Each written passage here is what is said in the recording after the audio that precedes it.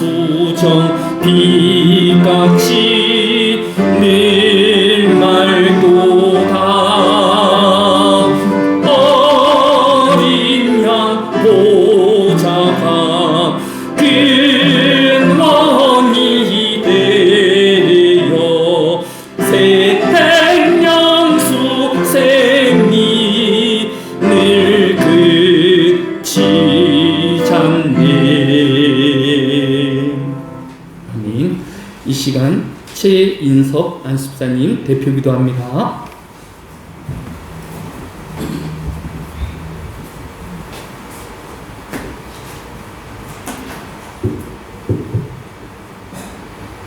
피난처 되시는 하나님의 은혜와 사랑에 감사를 드립니다. 이 시간 주님만이 우리의 복의 근원이 되심을 고백하오며 우리의 모든 즐거움과 소망이 되시는 주님, 지난 한 주간도 우리의 생사복을 주관하시고 우리에게 한량없는 은혜 주심에 감사를 드립니다. 하나님 아버지, 지난 한 달도 주님의 말씀대로 산다고 했지만 주님 보시기에 합당하지 않는 것이 많았음을 고백하오니 주님의 능력으로 깨끗이 씻어주시고 제사함받아 살아가는 심령들이 되게 하여 주시옵소서. 예수께서 이르시되 진실로 내게 이르노니 사람이 거듭나지 아니하면 하나님의 나라에 들어갈 수 없고 하나님께서 주는 물을 마시는 자는 영원히 목마르지 아니하리라고 하신 말씀대로 주님께 순종하는 저희 모두가 다 되게 하여 주시옵소서. 아버지 하나님, 뽕된 교회를 위하여 기도드립니다. 하나님의 뜻이 있어 이곳에 교회를 주시고 여기까지 인도하시고 구원해 주심에 감사를 드립니다. 하나님, 우리의 인간으로 보기에는 너무도 초라하고 안타깝게 보이겠지만 우리 하나님은 외면하지 않고 때가 되면 우리 교회가 성령의 불꽃이 일어나 주님이 기뻐하시는 교회가 되리라고 믿고 우리가 더욱더 기도하는 저희 모두가 되게 하여 주시옵소서. 오늘도 강단에 세우신 주님의 종, 주님의 말씀으로 한 국회서게 하시고 하나님의 영광과 진리의 말씀으로 문장하여서 생명의 말씀을 전하시기에 부족함이 없게 하여 주시옵소서. 오늘도 예배를 위하여 수고하는 우리 글로리아 찬양대에게 새 힘을 주시어 아름다운 찬양이 흘러나와 은혜의 시간이 되게 하시고 매주마다 수고하는 우리 집사님의 손길 손길 위에 복의 홍매를 주시를 믿사옵고 사랑과 은혜가 풍성하신 예수님 이름으로 기도드리옵나이다. 아멘.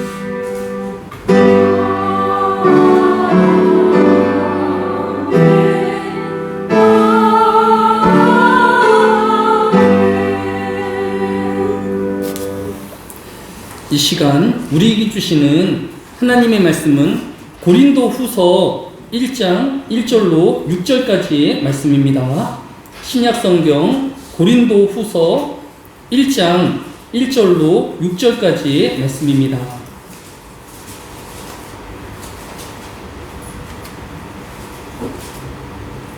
신약성경 286페이지입니다. 신약성경 286페이지 고린도후서 1장 1절로 6절까지의 말씀을 함께 교독합니다.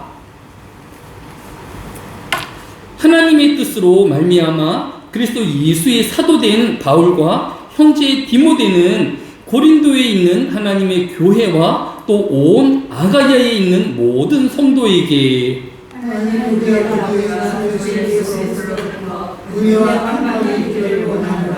찬송하리로다.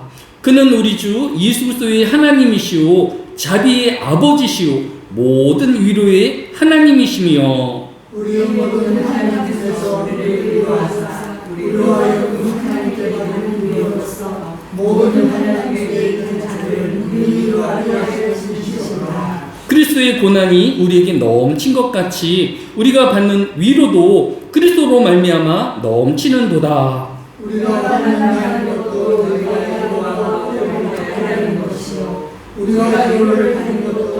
날마다 이를 하나님 것이니 이로가 너희 속에 역사하여 우리가 받는 것 같은 고난을 너희도 견디게 하느니라.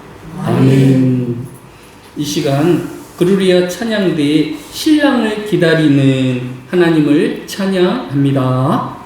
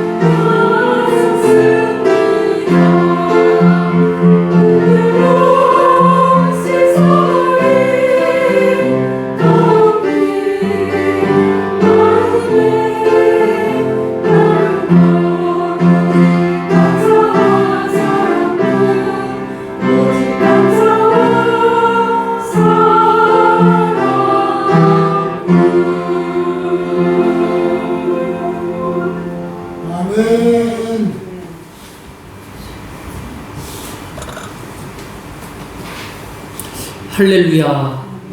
짧게는 6일, 길게는 9일 동안의 설 명절을 다 잘 보내셨는지요? 어제 신문에는 임신 5개월 차에 접어든 여성이 즐거워야 할 설 명절을 우울하게 보냈다라는 사연이 소개되었습니다. 이 여성은 설 전날에 시댁에 도착하여서 너무 시장하였는데 시어머니가 직접 차례 음식인 전을 3개씩이나 반찬으로 주셔서 남편과 맛있게 밥을 먹을 수 있었다라고 합니다. 그런데 임신 중이라 입맛이 돌았던 이 여성이 시어머니께 전이 너무 맛있다고 전을 2개만 더 달라고 더 먹어도 되느냐고 말한 것이 사단의 시작이었습니다. 시어머니는 세상에 차례전에 전 먹는 집이 어디 있느냐, 너희 집에서는 그런 것도 안 가르쳐 주더냐라며 화를 내고 음식도 더 주지 않았고, 남편 역시 조상도 안 먹었는데 왜 내가 먹냐, 차례전에 음식 먹어서 너 때문에 복을 못 받게 생겼다라고 이 여성을 함께 구박하였다라고 합니다. 더 화가 나는 것은 이날 시댁에는 똑같이 임신 중인 시누이가 있었는데 이 시누이가 제수 음식을 수시로 꺼내 먹었음에도 아무도 이 시누이에게는 야단치지 않았다라는 것입니다. 그래서 설 명절이 지난 지금까지 남편과 냉정 중이고 이 명절에 깊은 마음에 상처가 생겼다라고 합니다. 이 기사를 읽은 사람이면 제수 음식을 차례로 지내기 전에 복이 달아난다라고 하면 처음부터 이 전을 내어주지 말아야지 추가로 조금 더 먹고 싶다고 시어머니와 남편이 싸잡아서 친정 교육까지 언급하며 막말을 한 것은 너무하였다라고 여길 수 있을 것입니다.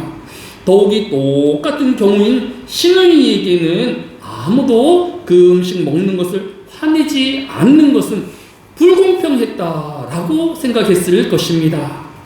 이러한 마음의 상처에 대해서 또 세상의 문화에 대해서 성경은 무엇이라고 교훈하고 있을까요? 지난주 다른 신문에서 사랑의 교회 오정현 목사는 설 명절에 기독교 가정이 드리는 가정 예배와 또 전통적인 차례 의식은 구별되어야 한다라고 지적하였습니다. 즉 전통적인 차례는 이미 죽은 조상을 숭배하여서 이 조상으로부터 복을 받는 의식을 전제하는 것이지만 기독교의 가정 예배는 오직 하나님만을 예배하는 것이고 그 하나님의 구원에 감사하며 금년 한 해도 동행하여 주시고 은혜 주실 것을 감사하는 마음으로 드리는 것이다 라고 구별해야 된다라고 하였습니다.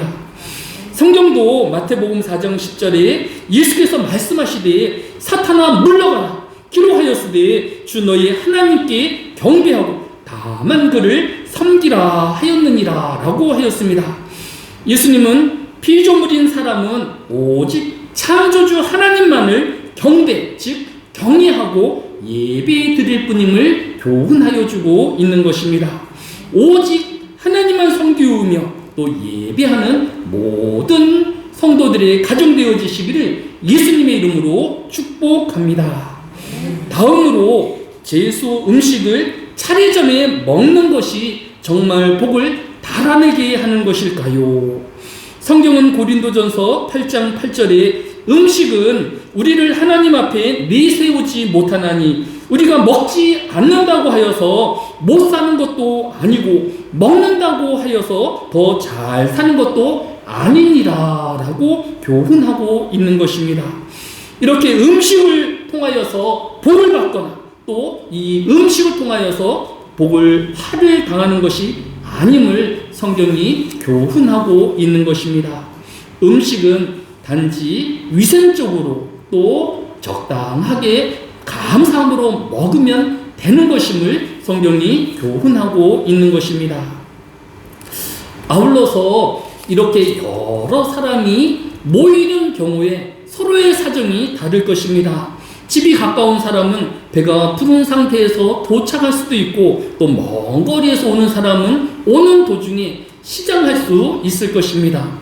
고린도 교회에도 똑같은 일이 있었습니다. 선창식을 하는 날이면 먼저 온 사람들은 자신의 쌓은 음식을 먹고 또 취하여서 선창식이 되기 전에 사람들이 잠들어 버리곤 하였던 것입니다. 이에 대하여 고린도후서 8장 33절로 34절은 내 형제들아 먹으러 모일 때에 서로 기다리라. 만일 누구든지 시장하거든 집에서 먹을지니라고 하였습니다. 이처럼 여러 사람이 모일 때에는 참고 기다리는 것이 바람직함을 교훈하고 있습니다. 그러나 시장할 수도 있을 것입니다. 그럴 때는 먼저 요기하고 올 것을 성경이 공고하고 있는 것을 볼 수 있습니다. 따라서 이렇게 먼 길을 갈 때에는 비록 음식점이 닫혀 있다라고 하면 편의점에라서도 간단하게 요기를 하여서 너무 허기진 모습으로 도착하여서 주변 사람들의 눈에 띄게 또 사람들에게 불편하게 하지 않도록 미리 준비할 것을 지혜롭게 할 것을 성경이 권고하고 있는 것을 볼 수 있습니다. 우리는 오늘 성경을 통하여서 음식이 우리에게 복을 주거나 또 화를 주지 못함을 또 오직 하나님만을 경배하며 예배하는 가정이 되어야 함을 또 여러 사람이 모인 곳에서는 지혜롭게 행동해야 할 필요가 있음을 교훈받을 수 있는 것입니다. 혹시 여러분 중에 또 즐거워야 할 명절이 이 여성이 지금까지 상처로 힘들어하는 것처럼 마음에 무거운 짐을 지거나 상처받은 사람이 있는지요? 비단 명절뿐만 아니라 현대인들은 사람들을 만나서 여러 스트레스를 받기 때문에 사람이 아닌 애완동물들을 키움으로써 사람들로 받은 스트레스를 덜고자 하거나 또는 요즘에는 인공지능인 AI에게 말을 걸고 위로를 받는 사람이 점점 늘어가고 있다라고 합니다.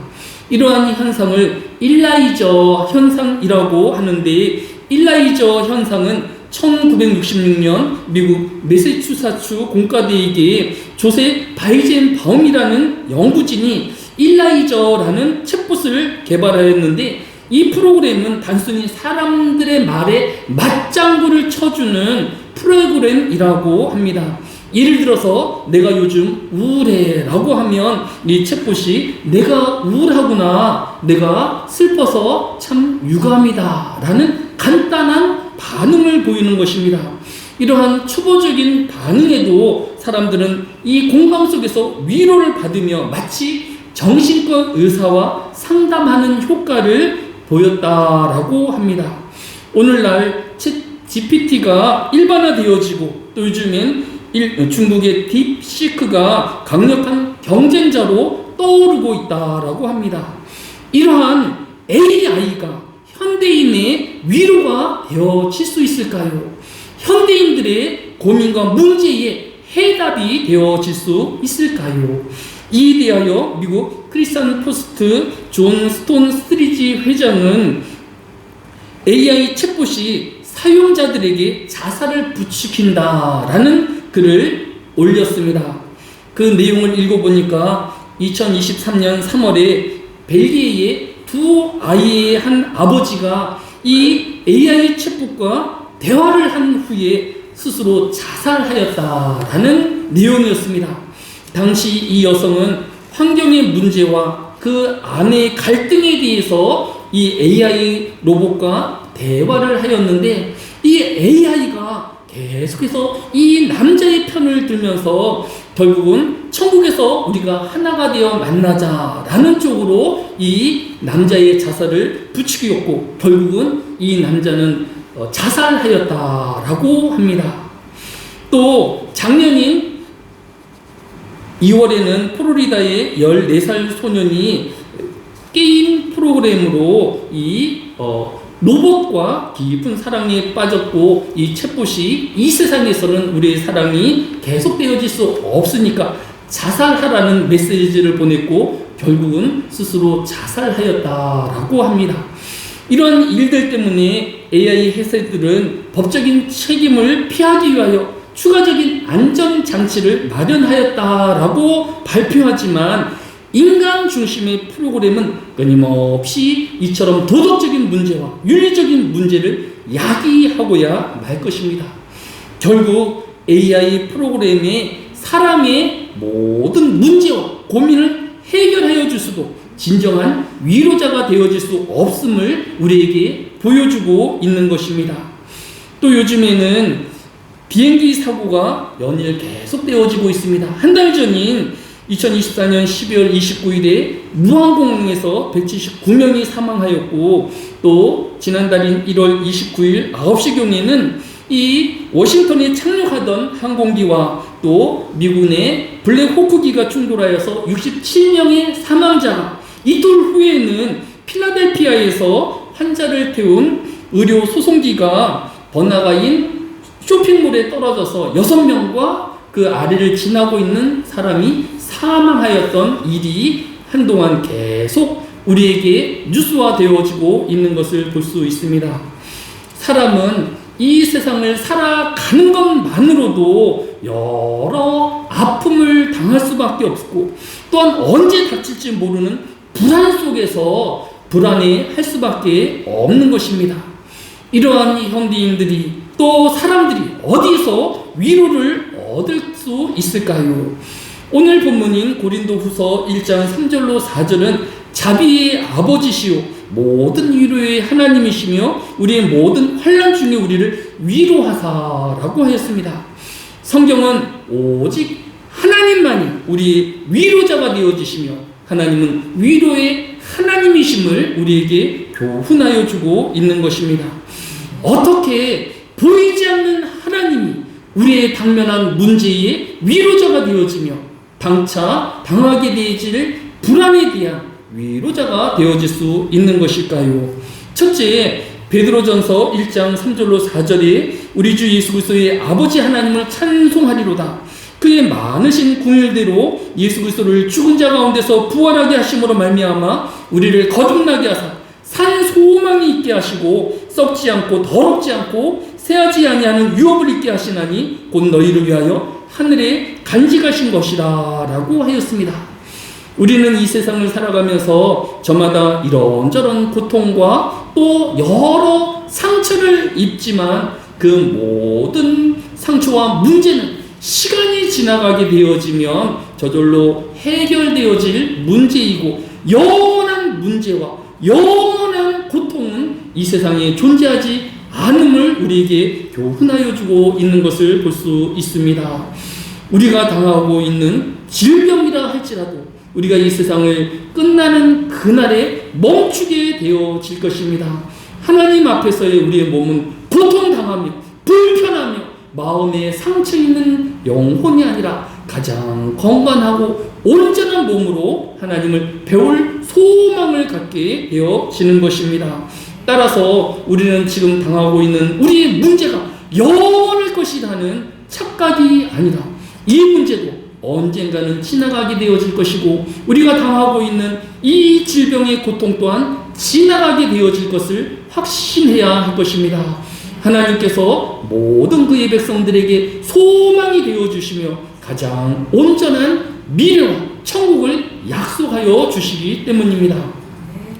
둘째로 시편 34편 18절에 보면 여호와는 마음이 상한 자를 가까이 하시고 충심으로 통회하는 자를 구원하시는도다 라고 하였습니다. 아무리 가까운 나의 친척이고 가족이며 부부라 할지라도 내가 당하고 있는 고통을 다 헤아리지는 못할 것입니다. 그러나 하나님은 마음이 상한 자를 가까이 하시는 하나님이시다 라고 하였습니다. 아무도 알지 못하는 나의 고통과 슬픔을 하나님께서는 감찰하시며 그 모든 것을 알아주시는 하나님이심을 우리에게 교훈하여 주고 있습니다. 이 함께하여 주시고 우리와 고통을 나누시는 그 하나님과 동행하였던 다윗은 시편 23편 4절에 내가 사망이 음침한 골짜기를 다닐지라도 해를 두려워하지 않을 것은 주께서 나와 함께 하심이라. 주의 지팡이와 막대기가 나를 안위하시나이다 라고 하였습니다. 모든 사람으로부터 가족으로부터까지 외면당하였던 다윗이지만 그 하나님과 동행하였기에 외롭지 않으며 또 그 모든 고통들을 이겨낼 수 있었다라는 것입니다. 여러분은 혼자가 아니며 하나님과 함께하는 자이며 그 하나님은 전능의 하나님이시며 창조의 하나님이심을 잊지 말아야 할 것입니다. 셋째로 시편 119편 76편에 보면 주의 종에게 하신 말씀대로 주의 인자하심이 나의 위안이 되게 하시며 라고 하였습니다. 하나님은 영원한 존재이시며 우리 당하는 이 슬픔을 영원히 그저 두시지 아니하시고 우리의 위로자가 되어주시며 우리와 영원히 함께하여 주신다라고 교훈하여 주고 있는 것입니다. 잠깐의 고통이 잠깐의 아픔이 영원한 하나님 안에서는 정점과 같을 것입니다. 우리는 영원한 하나님 안에서 영원한 삶을 소망하는 저와 여러분이 되어야 할 것입니다. 성경은 끝으로 오늘 본문 4절에서 우리의 모든 환난 중에서 우리를 위로하사 우리로 하여금 하나님께 받은 위로로서 모든 환난 중에 있는 자들을 능히 위로하게 하시는 이시로다라고 하였습니다. 우리는 이 하나님의 위로를 받는 자일 뿐만 아니라 아직도 고통 중에 있으며 아직도 문제 중에 있는 우리의 가족들을 또 우리의 이웃들을 위로할 수 있는 위로자가 되어야 할 것입니다. 오늘 하루도 이 하나님의 위로와 함께 누리우는 자가 되어지며 이웃을 위로하는 격려자 되어지시기를 예수님의 이름으로 축복합니다. 사랑이 많으신 아버지 하나님, 모든 사람이 귀신에게 제사할 것이 아니라 오직 살아계신 하나님만을 예배하는 주의 백성들이 되어지게 하여 주시기를 원합니다. 우리도 하나님 안에서의 평안을 누리게 하여 주시고 하나님 안에서의 위로자가 되어지게 하여 주시기를 합니다. 하나님은 영원한 분이시기에 우리의 당하는 고통과 한시적인 문제를 뚫고 우리를 궁극적으로 승리하게 하실 분이십니다. 또 하나님은 아무도 우리의 마음을 알아주지 못하지만 우리의 속 깊은 곳을 아시는 분이시며 또 영원히 함께해 주시는 하나님이십니다. 이 한날에도 상처받고 또 고통당하는 모든 사람들을 위로하여 주시고 그 하나님의 능력을 덧입혀 주옵소서. 감사를 드리오며 예수님의 이름으로 기도드렸사옵나이다. 아멘.